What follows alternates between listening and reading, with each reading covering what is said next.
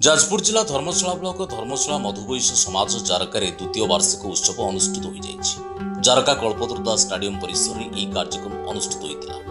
धर्मशाला मधुवैश्य समाज सभापति professor doctor Raghunath पात्रों सभापतित्व में अनुष्ठित सभार अतिथि भाव निखिल उत्कल मधुवैश्य समाज कटकर उपसभापति सुनील कुमार साहू, निखिल उत्कल मधुवैश्य समाज कटकर संपादक प्रशांत कुमार साहू एवं कटक सभापति देवेंद्र कुमार साहू, विशिष्ट समाजसेवी दामोदर साहू प्रमुख जोग देते।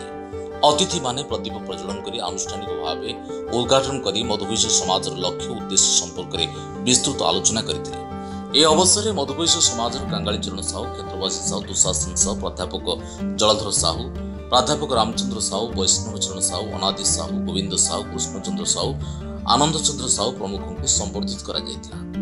प्राध्यापक रामचंद्र साहू अतिथि परिचय प्रदान करथिबा अध्यापक प्रशांत साहू स्वागत भाषण प्रदान करथिले।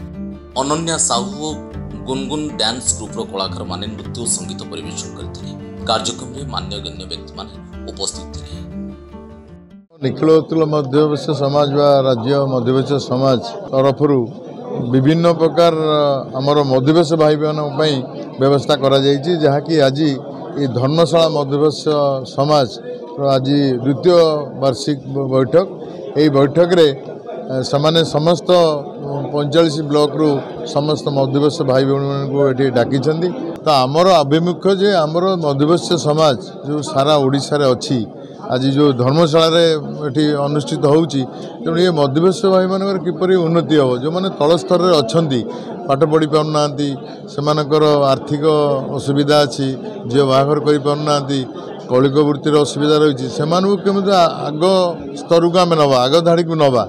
जो भद्र व्यक्ति मैंने अच्छा जो आमर भल दायित्व अच्छा, भल पोस्ट अच्छा, किसी माने अनुष्ठान तरफ आमे से सहयोग से तल स्तर जो मैंने अच्छा से किपरि आम उन्नति करूँ, सी किपरि अपाठ रही, समस्ते पाठ पढ़े, समस्त स्वास्थ्य कार असुविधा थी, आम सरकार तरफ सहित आम मध्यवैश्य तरफ आम साहाय्य सहयोग करूँ। झील बाहई पारूनी, ये सब विभिन्न जो असुविधा रही से गुड़िक आम समाधान करूँ, जहाँकि आज धर्मशाला मध्यवैश्य समाज से दायित्व नहीं जे किए पाठ पढ़ी पारूनी, किए बाहई पारूनी, किए असुविधा रही, से सहयोग करने सहित आमर राज्य तरफ सहयोग कर जाजपुर जिला मध्यवैश्य समाज प्रचार प्रसार दिगरे आपण मैंने सहयोग आम कर राज्य सभापति ये संगठन आभिमुख्य कौन से आपण जनइले।